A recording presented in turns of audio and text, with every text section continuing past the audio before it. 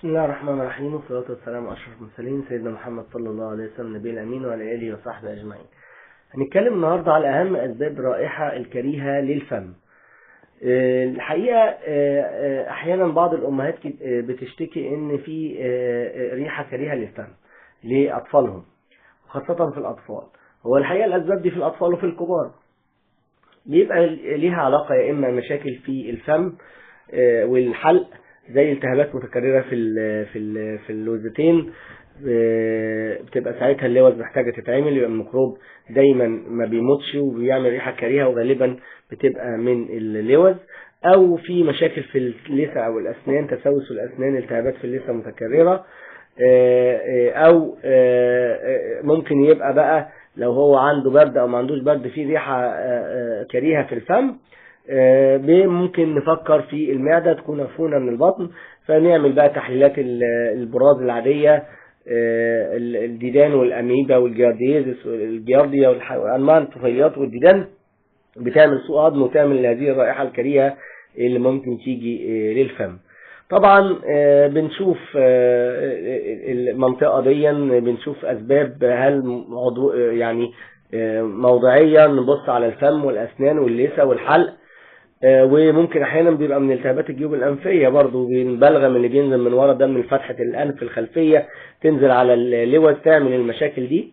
فبنشوف المناطق دي كلها وبنعمل تحاليل، لو لقينا المناطق دي ما فيهاش حاجه او ما فيهاش التهابات شديده او مش شايفين ان هو ده السبب الرئيسي، بنبدا نشوف، نعمل تحليل براز نطمن على الطفل ايه اللي عامل مشاكل في المنطقه دي، وهل هو المشاكل دي من المعدة ولا لا.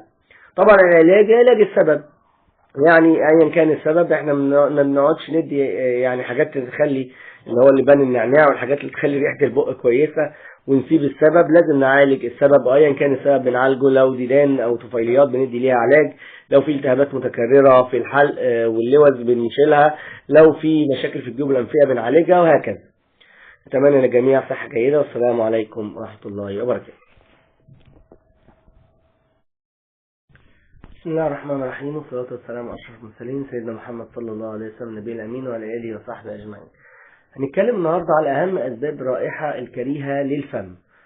الحقيقة أحيانا بعض الأمهات بتشتكي إن في ريحة كريهة للفم لأطفالهم، وخاصة في الأطفال.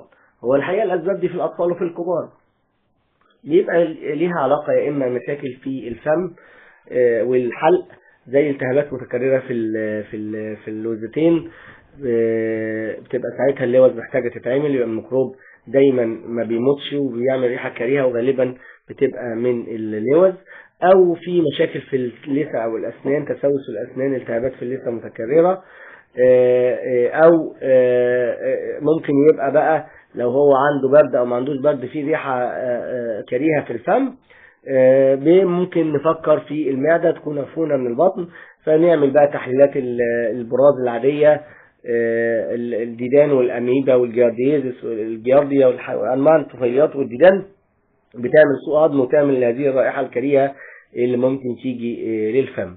طبعا بنشوف المنطقة دي، بنشوف أسباب، هل يعني موضعيا نبص على الفم والأسنان واللثة والحلق، وممكن احيانا بيبقى من التهابات الجيوب الانفيه برضو، بالبلغم اللي بينزل من ورا ده من فتحه الانف الخلفيه تنزل على اللوز تعمل المشاكل دي. فبنشوف المناطق دي كلها وبنعمل تحاليل، لو لقينا المناطق دي ما فيهاش حاجه او ما فيهاش التهابات شديده او مش شايفين ان هو ده السبب الرئيسي، بنبدا نشوف، نعمل تحليل براز نطمن على الطفل ايه اللي عامل مشاكل في المنطقه دي، وهل هو المشاكل دي من المعدة ولا لا. طبعا علاج السبب، يعني ايا كان السبب احنا ما بنقعدش ندي يعني حاجات تخلي اللي هو اللبان النعناع والحاجات اللي تخلي ريحة البق كويسة ونسيب السبب. لازم نعالج السبب، ايا كان السبب بنعالجه. لو ديدان او طفيليات بندي ليها علاج، لو في التهابات متكررة في الحلق واللوز بنشيلها، لو في مشاكل في الجيوب الانفية بنعالجها، وهكذا.